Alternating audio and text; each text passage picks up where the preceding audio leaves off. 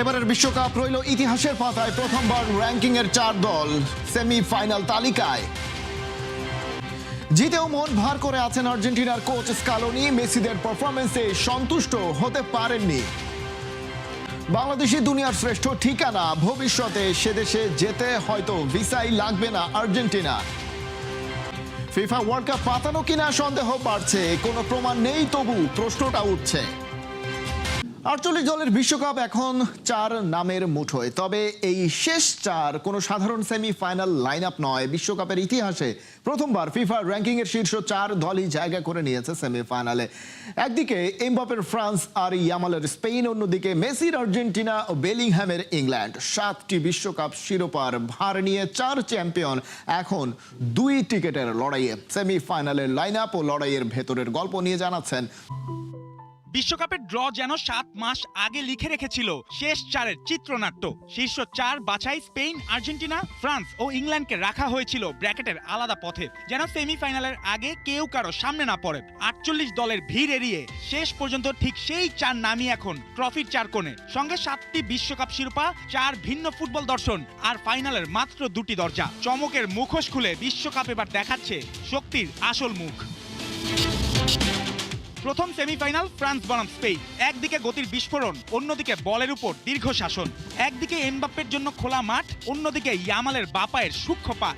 মরক্কোকে 2-0 গোলে হারিয়ে টানা তৃতীয় বিশ্বকাপের সেমিফাইনালে লেপ ব্লুরা। নকআউটের 3 ম্যাচেই ক্লিনশিট। সুইডেনের বিপক্ষে 3-0, প্যারাগুয়ের বিপক্ষে 1-0, মরক্কোর বিপক্ষে 2-0। সামনে কিলিয়ান এমবাপ্পে ও উসমান দেম্বেলে, দুজন মিলেই এই আসরে 13 গোল। এমবাপ্পে একাই 8 গোল। গোল্ডেন বুটের দৌড়ে মেসির সমানে সমান। অর্থাৎ ফ্রান্স শুধু সুযোগ তৈরি করে না, কয়েক সেকেন্ডের ঝড়ে ম্যাচের শ্বাস বন্ধ করে দিতে জানে। স্পেনের শক্তি আবার সংখ্যার চেয়েও বেশি তাদের ছন্দের। বেলজিয়ামের বিপক্ষে ফাবিয়ান রুইজের পর মিকেল মেরিনোর 86তম মিনিটের গোলে 2-1 জয়। বেঞ্চ থেকে উঠে মেরিনোর আবারও ম্যাচের ভাগ্য বদলে দেয়া বলছে লুই দেলাফুয়েন্তের অস্ত্র শুধু প্রথম একাদশে সীমাবদ্ধ নয়। এই ম্যাচের ট্যাকটিক্যাল চাবি স্পেনের হাইলাইট। তারা যত ওপরে উঠে বল দখল করবে, এমবাপ্পের সামনে তত বড় হবে পেছনের সবুজ জমি। আবার ফ্রান্স যত নিচে ব্লক সাজাবে, ইয়ামালদের তত ধৈর্য খুঁজতে হবে ক্ষুদ্র ফাঁকে। এটি শুধু বল দখলের নয়, জায়গা দখলেরও যুদ্ধ। দ্বিতীয় সেমিফাইনাল ইংল্যান্ড বনাম আর্জেন্টিনা।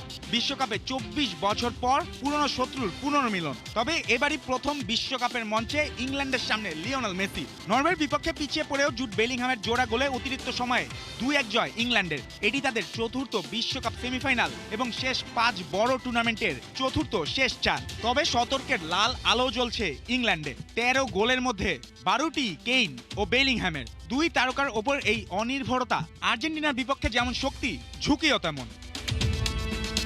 কানসাস সিটির মহাকাব্যিক থ্রিলারের পর ভীষণ মন ভার আর্জেন্টাইন মাস্টারমাইন্ড লিওনেল স্কালোনির। শিষ্যদের এমন বাজে পারফরমেন্সে বিরক্তও বটে। তাই তো ম্যাচ শেষে সস্তা উল্লাসে না ভেসে দিলেন এক রিয়েলিটি চেক।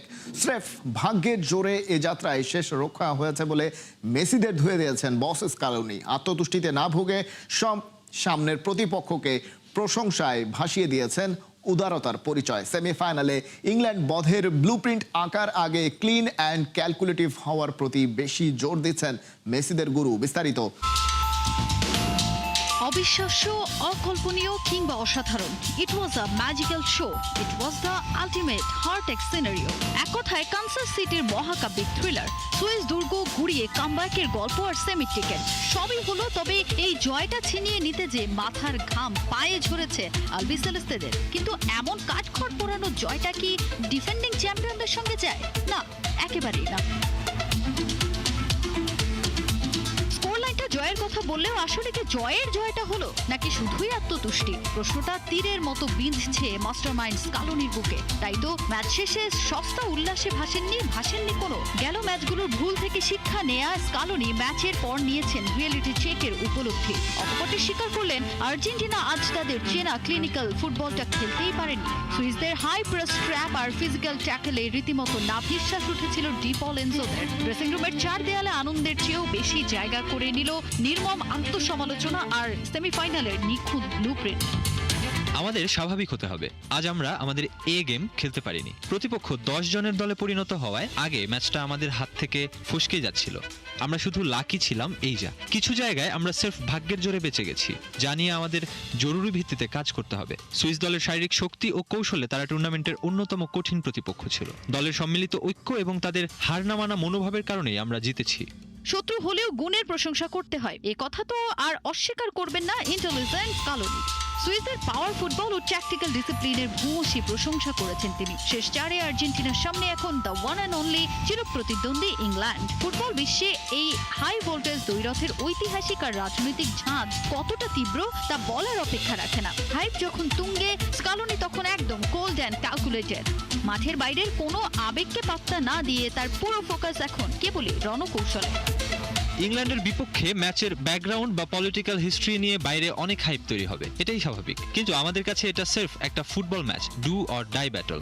মাঠের বাইরের কোনো ইমোশন আমাদের ডমিনেট করতে পারবে না। আমরা শতভাগ ফোকাস রাখবো আমাদের রণকৌশলের উপর। বিশ্বকাপে কি ফিফা জাস্টিস করছে না ব্যবসা? হেড কোচ লিওনেল স্কালোনির কথাই সত্যি।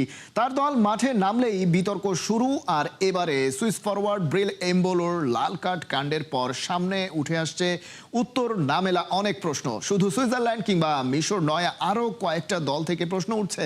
আর প্রভাবশালী গণমাধ্যমগুলো সন্দেহ প্রকাশ করছে, আসলেই কি এই বিশ্বকাপ পাতানো বা রিগড? প্রশ্নটা সরাসরি করা যাক, 2026 বিশ্বকাপ কি রিগড? উত্তরটা সহজ নয়, কিন্তু প্রশ্ন উড়িয়ে দেওয়াও আর সম্ভব হচ্ছে না। ঘটনাগুলো একে একে বলা যাক।